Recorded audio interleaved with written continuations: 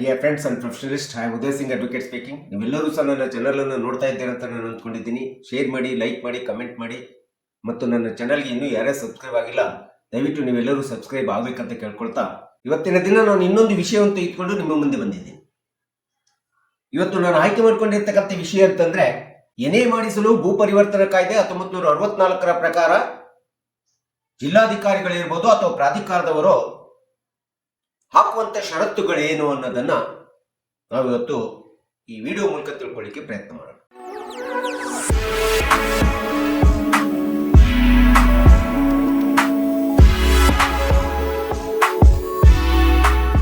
ಸಹಜವಾಗಿ ಕೃಷಿ ಭೂಮಿಯನ್ನು ಕೃಷಿಯೇತರ ಭೂಮಿಯನ್ನಾಗಿ ಅಥವಾ ಕೃಷಿಯೇತರ ಉದ್ದೇಶಗಳಿಗೋಸ್ಕರ ಉಪಯೋಗಿಸಿಕೊಳ್ಳತಕ್ಕಂಥದ್ದು ಇವತ್ತಿನ ದಿನಗಳಲ್ಲಿ ನಾವಿವತ್ತು ನೋಡ್ತಾ ಇದ್ದೀವಿ. ಸೊ ಈ ಕೃಷಿಯೇತರ ಉದ್ದೇಶಗಳಂತಂದ್ರೆ ಅದು ನಿವೇಶನಗಳ ನಿರ್ಮಾಣ ಮಾಡ್ಲಿಕ್ಕೆ ಇರ್ಬೋದು ಅಥವಾ ಲೇಔಟ್ ಗಳನ್ನ ನಿರ್ಮಾಣ ಮಾಡ್ಲಿಕ್ಕೆ ಇರ್ಬೋದು. ಸೊ ಇಂಥ ಒಂದು ಲೇಔಟ್ ಅನ್ನ ನಿರ್ಮಾಣ ಮಾಡೋಕ್ಲಿಕ್ಕೆ ಹೋದಂತ ಸಂದರ್ಭದಲ್ಲಿ ಜಿಲ್ಲಾಧಿಕಾರಿ ಆಗಲಿ ಅಥವಾ ಸಂಬಂಧಪಟ್ಟಂತ ಪ್ರಾಧಿಕಾರದವರು ಇಂಥ ಒಂದು ಭೂ ಪರಿವರ್ತನೆ ಪ್ರಕಾರ ಪರಿವರ್ತನೆ ಮಾಡ್ಕೊಂಡಿರ್ತಕ್ಕಂಥ ಕೃಷಿಯೇತರ ಭೂಮಿಗೆ ಯಾವ ಯಾವ ಷರತ್ತುಗಳ ಮೇಲೆ ಇವತ್ತು ಎನ್ಎ ಮಾಡ್ಲಿಕ್ಕೆ ಅವಕಾಶ ಮಾಡಿಕೊಡ್ತಾರೆ ಎಂಬುದರ ಬಗ್ಗೆ ಈ ವಿಡಿಯೋ ಮೂಲಕ ನಾವು ತಿಳ್ಕೊಳ್ಳಿಕ್ಕೆ ಪ್ರಯತ್ನ ಮಾಡೋಣ. ಸಹಜವಾಗಿ ಒಂದು ಭೂಮಿಯನ್ನ ಎನ್ಎಗೆ ಅಂತೇಳಿ ನಾವು ಜಿಲ್ಲಾಧಿಕಾರಿಗಳಿಗಿರ್ಬೋದು ಸಂಬಂಧಪಟ್ಟಂತ ಪ್ರಾಧಿಕಾರಕ್ಕೆ ಅರ್ಜಿ ಸಲ್ಲಿಸಿದಂತ ಸಂದರ್ಭದಲ್ಲಿ ಆ ಒಂದು ಪ್ರಾಧಿಕಾರ ವಿಧಿಸುವಂತ ಜಿಲ್ಲಾಧಿಕಾರಿಗಳು ವಿಧಿಸುವಂತ ಎಲ್ಲಾ ಷರತ್ತುಗಳಿಗೆ ಆ ಭೂಮಿ ಒಳಪಟ್ಟಿರ್ಬೇಕಾಗುತ್ತೆ. ಅಂತ ಷರತ್ತುಗಳಂತಂದ್ರೆ ಮೊಟ್ಟ ಮೊದಲನೇದಾಗಿ ನೈಸರ್ಗಿಕ ನೀರು ಮತ್ತು ಕಣಿವೆ ಪ್ರದೇಶದಲ್ಲಿರ್ತಕ್ಕಂಥ ಅಂದರೆ ಗ್ರೀನ್ ಬೆಲ್ಟ್ ನಲ್ಲಿ ಬರ್ತಕ್ಕಂಥ ಯಾವುದೇ ಭೂಮಿಗೆ ಭೂ ಪರಿವರ್ತನೆಗೆ ಅವಕಾಶ ಕೊಡೋದಿಲ್ಲ. ಇನ್ನ ರಾಜ್ಯ ಸರ್ಕಾರ ಅಥವಾ ಯಾವುದೇ ಸಂಬಂಧಪಟ್ಟಂತ ಸ್ಥಳೀಯ ಪ್ರಾಧಿಕಾರದ ವ್ಯಾಪ್ತಿಯ ಅಥವಾ ನಿಯಂತ್ರಣಕ್ಕೆ ಒಳಪಟ್ಟಂತ ಭೂಮಿಗೂ ಸಹ ಭೂ ಪರಿವರ್ತನೆಗೆ ಅವಕಾಶ ಮಾಡಿಕೊಡೋದಿಲ್ಲ. ಇನ್ನು ರಸ್ತೆ ಇರ್ಬೋದು, ಪ್ರಾಸ್ತಾವಿಕ ರಸ್ತೆಗಳಿರ್ಬೋದು, ರಾಷ್ಟ್ರೀಯ ಹೆದ್ದಾರಿಗಳಿರ್ಬೋದು, ಬೈಪಾಸ್ ರಸ್ತೆಗಳಿರ್ಬೋದು, ಯಾವುದೇ ಸಾರಿಗೆ ರಸ್ತೆ ಅಗಲೀಕರಣಕ್ಕೆ ಮೀಸಲಿರ್ತಕ್ಕಂಥ ಭೂಮಿ ಇರಬಹುದು. ಇಂಥ ಒಂದೆಲ್ಲ ನಾಗರಿಕ ಸೌಲಭ್ಯಗಳಿಗೋಸ್ಕರ ಸೌಕರ್ಯಗಳಿಗೋಸ್ಕರ ಮೀಸಲಿಟ್ಟಿರ್ತಕ್ಕಂಥ ಭೂಮಿಯನ್ನು ಯಾವುದೇ ಕಾರಣಕ್ಕೂ ಸಹ ಎನ್ಎ ಮಾಡ್ಲಿಕ್ಕೆ ಬರೋದಿಲ್ಲ. ಅದಕ್ಕೆ ಇದು ಅತಿ ಪ್ರಮುಖವಾದಂತ ಷರತ್ತು ಅಂತೇಳಿ ನಾವು ನೋಡ್ತಾ ಇದ್ದೀವಿ. ಅಷ್ಟೇ ಅಲ್ಲದೆ ಯಾವುದೇ ಒಂದು ಭೂಮಿ ಫಾರೆಸ್ಟ್ ಏರಿಯಾ ಆಗಿತ್ತು ಅಥವಾ ಫಾರೆಸ್ಟ್ ಏರಿಯಾದ ಹತ್ತಿರದಲ್ಲಿತ್ತು, ಅರಣ್ಯ ಭೂಮಿ ಆಗಿತ್ತು ಅಥವಾ ಅರಣ್ಯ ಭೂಮಿಗೆ ಒತ್ತಿಕೊಂಡಿರ್ತಕ್ಕಂಥ ಯಾವುದೇ ಭೂಮಿಗೂ ಸಹ ಇಂಥ ಒಂದು ಅವಕಾಶ ಕೊಡೋದಿಲ್ಲ ಅಂತೇಳಿ ಈ ಒಂದು ಷರತ್ತಿನಲ್ಲಿ ನಾವು ನೋಡ್ತಾ ಇದ್ದೀವಿ. ಮತ್ತು ಎನ್ಎ ಮಾಡಿಸ್ಲಿಕ್ಕೆ ಅರ್ಜಿ ಹಾಕಿರ್ತಕ್ಕಂಥ ವ್ಯಕ್ತಿ ಏನಿದೆ ಆ ಅರ್ಜಿದಾರನ ಮೂಲ ಭೂಮಿ ಅವನದೇ ಆಗಿರಬೇಕು, ಅವನ ಹೆಸರಿನಲ್ಲೇ ಇರಬೇಕು. ಆ ಭೂಮಿ ಬೇರೆಯವರ ಹೆಸರಿನಲ್ಲಿದ್ದು ಇನ್ನೊಬ್ಬರು ಅರ್ಜಿ ಹಾಕಿದ್ರೆ ಅಂತ ಒಂದು ಲ್ಯಾಂಡ್ ಅನ್ನ ಎನ್ಎ ಮಾಡ್ಲಿಕ್ಕೆ ಅವಕಾಶವಿಲ್ಲ ಅಂತೇಳಿ ಈ ಷರತ್ತಿನಲ್ಲಿ ಸ್ಪಷ್ಟವಾಗಿ ಹೇಳಿದೆ. ಇನ್ನು ಉದ್ಯಾನವನಗಳಿರ್ಬೋದು, ಆಟದ ಮೈದಾನಗಳಿರ್ಬೋದು ಮತ್ತು ತೆರೆದ ಸ್ಥಳಗಳು ನಾಗರಿಕ ಸೌಕರ್ಯಗಳಿಗಾಗಿ ಮೀಸಲಿಟ್ಟಿರ್ತಕ್ಕಂಥ ಭೂಮಿಯನ್ನು ಸಹ ಎನ್ಎ ಮಾಡ್ಲಿಕ್ಕೆ ಅವಕಾಶವಿಲ್ಲ. ಇನ್ನು ಯಾವುದೇ ಕಟ್ಟಡ ಅಥವಾ ಭೂಮಿ ನೆರೆಹೊರೆಯ ಆಸ್ತಿಗೆ ಅಂಟಿಕೊಂಡಿರ್ತಕ್ಕಂಥ ಭೂಮಿಯಾಗಿದ್ದು ಅಂತ ಒಂದು ಆಸ್ತಿಯಲ್ಲಿ ಮಳೆ ನೀರಿರ್ಬೋದು, ನೀರಿನ ಚರಂಡಿ ಇರ್ಬೋದು, ತೆರೆದ ಅಂಗಳ ಪ್ರದೇಶ ಇರ್ಬೋದು, ನದಿ ಇರ್ಬೋದು ಅಥವಾ ಯಾವುದೇ ವಿಧವಾದಂತ ಕಣಿವೆ ಕಾಲುವೆಗಳಿಗೆ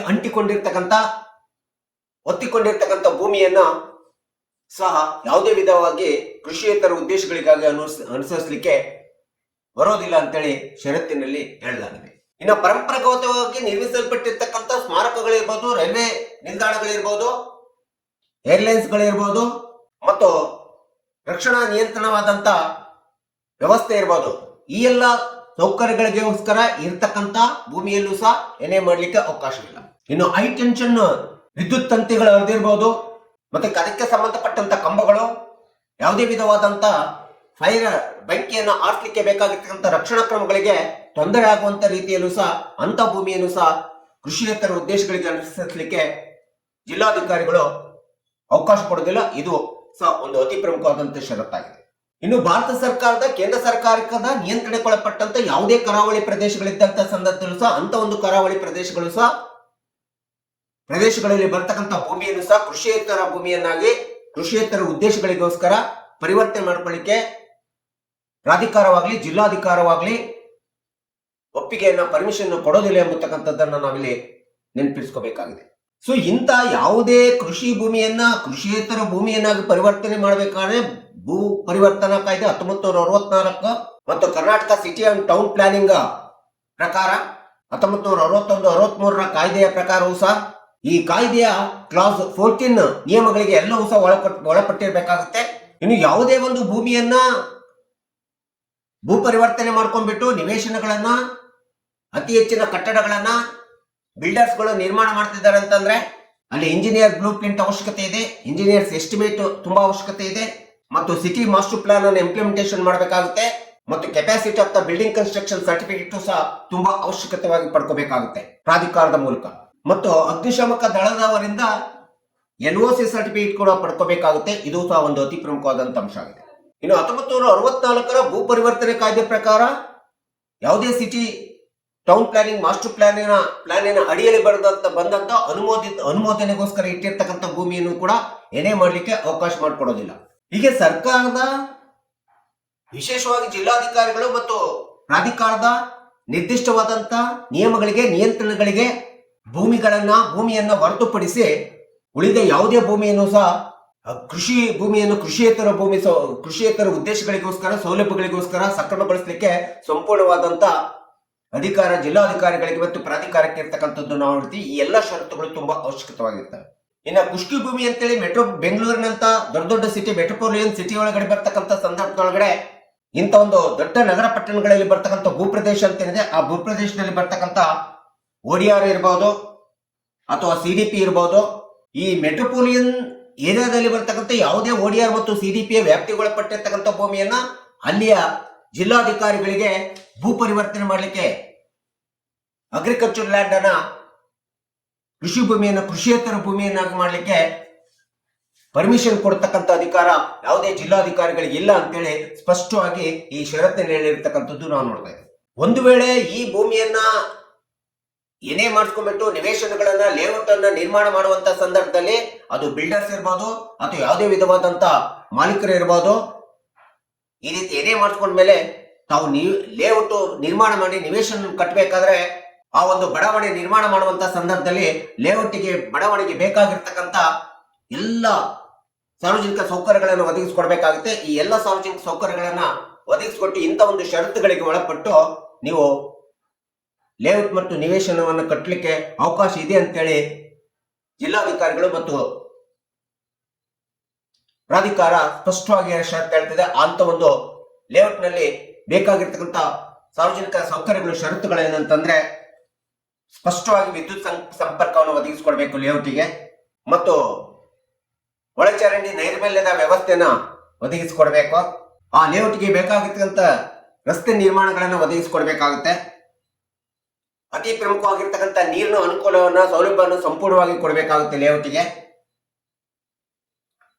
ಮತ್ತೆ ಅಲ್ಲಿ ಸಾರ್ವಜನಿಕರಿಗೆ ಬೇಕಾಗಿರ್ತಕ್ಕಂಥ ವಿಶ್ರಾಂತಿಗೆ ಬೇಕಾಗಿರ್ತಕ್ಕಂಥ ಪಾರ್ಕ್ ಇರ್ಬೋದು, ಉದ್ಯಾನವನ ಇರ್ಬೋದು, ಇನ್ಯಾವುದೇ ಮೂಲಭೂತ ಸೌಕರ್ಯಗಳಿಗೆ ಅತಿ ಹೆಚ್ಚಿನ ಪ್ರಾಶಸ್ತ್ಯವನ್ನು ಕೊಡಬೇಕು. ಆ ಮೂಲಭೂತ ಸೌಕರ್ಯಗಳನ್ನು ಒದಗಿಸತಕ್ಕಂಥದ್ದು ಅತಿ ಪ್ರಮುಖವಾದಂತ ಷರತ್ತುಗಳಂತೇಳಿ ಶಾಲೆ ನಿರ್ಮಾಣ ಮಾಡ್ಲಿಕ್ಕೆ ಇರ್ಬೋದು, ಮಕ್ಕಳಿಗೆ ಆಟ ಆಡ್ಲಿಕ್ಕೆ ಆಟದ ಮೈದಾನಗಳಿರ್ಬೋದು, ಇವೆಲ್ಲವುಗಳನ್ನ ನಿರ್ಮಿಸಿ ಕೊಟ್ಟಾಗ ಈ ಎಲ್ಲ ಷರತ್ತುಗಳಿಗೆ ಒಳಪಟ್ಟಂತ ಸಂದರ್ಭದಲ್ಲಿ ಯಾವುದೇ ಕೃಷಿ ಭೂಮಿಯನ್ನ ಕೃಷಿಯೇತರ ಉದ್ದೇಶಗಳಿಗಾಗಿ ಸೌಲಭ್ಯಗಳಿಗಾಗಿ ಅನುಕೂಲತೆಗಳನ್ನ ಮಾಡಿಕೊಳ್ಳಿಕ್ಕೆ ಮಾತ್ರ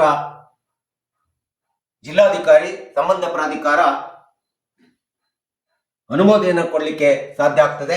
ಈ ಎಲ್ಲ ಷರತ್ತುಗಳಿಗೆ ಒಳಪಟ್ಟು ಪ್ರಾಧಿಕಾರದ ಶುಲ್ಕವನ್ನು ಕೊಟ್ಬಿಟ್ಟು ಜಿಲ್ಲಾಧಿಕಾರಿ ಮತ್ತು ಪ್ರಾಧಿಕಾರದ ಒಪ್ಪಿಗೆಯನ್ನು ಪಡೆದಂತ ಕೃಷಿ ಭೂಮಿ ಮಾತ್ರ ಎನ್ಎ ಲ್ಯಾಂಡ್ ಅಂತೇಳಿ ಕರಿತೀವಿ. ಆಗ ಮಾತ್ರ ಅದನ್ನ ಎನ್ಎ ಲ್ಯಾಂಡ್ ಅಂತೇಳಿ ನಾವು ಪರಿಗಣಿಸಲಿಕ್ಕೆ ಸಾಧ್ಯ ಆಗ್ತದೆ. ಒಂದು ವೇಳೆ ಈ ಎಲ್ಲ ಷರತ್ತುಗಳಿಗೆ ಒಳಪಟ್ಟಿಲ್ಲ ಅಂತಂದ್ರೆ ಆ ಭೂಮಿ ನಾನ್ ಎನ್ಎ ಲ್ಯಾಂಡ್ ಅಂತೇಳಿ ಹೇಳ್ತಕ್ಕಂಥದ್ದು ನಾವಿಲ್ಲಿ ನೋಡ್ತಾ ಇದ್ದೀವಿ. ಹೀಗಾಗಿ ಈ ಎಲ್ಲ ಷರತ್ತುಗಳನ್ನ ಅನುಸರಿಸ್ಕೊಂಡ್ಬಿಟ್ಟು ನಾವು ಯಾವುದೇ ಒಂದು ಲೇಔಟ್ ಅನ್ನ ನಿವೇಶನಗಳನ್ನ ನಿರ್ಮಾಣ ಮಾಡಿದಾಗ ಅದು ಸ್ಪಷ್ಟವಾದಂತ ಕಾನೂನುಬದ್ಧವಾದಂತ ವ್ಯಾಪ್ತಿಗೊಳಪಟ್ಟಿರ್ತಕ್ಕಂಥ ಲೇಔಟ್ ಅಂತೇಳಿ ನಾವು ಕರಿತಿದ್ವಿ.